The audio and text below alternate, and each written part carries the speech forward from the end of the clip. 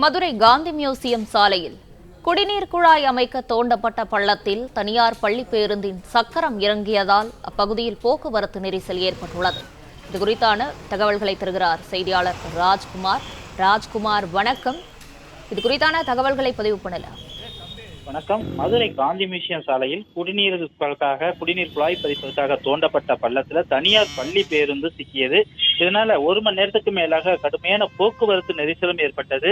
அதிர்ஷ்டவசமாக அந்த பேருந்தில் பயணித்த பள்ளி மாணவர்கள் இறக்கிவிடப்பட்டு அவர்கள் பள்ளிக்கு அவரை நடத்தியே கொண்டு செல்லக்கூடிய ஒரு சூழலும் ஏற்பட்டிருந்தது.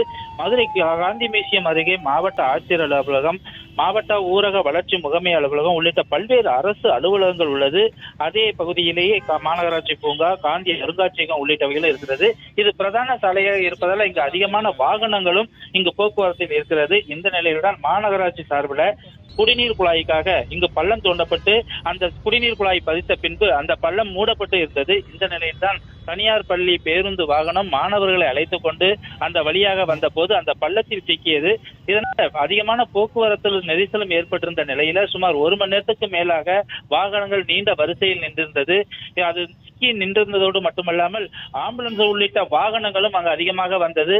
இதனால் ஒரு வழியாக போக்குவரத்து போலீசாரும் அப்பகுதிக்கு வந்து போக்குவரத்தை சீர்படுத்தி தற்பொழுது போக்குவரத்து சீராகி வருகிறது. விவரங்களுக்கு நன்றி ராஜ்குமார்.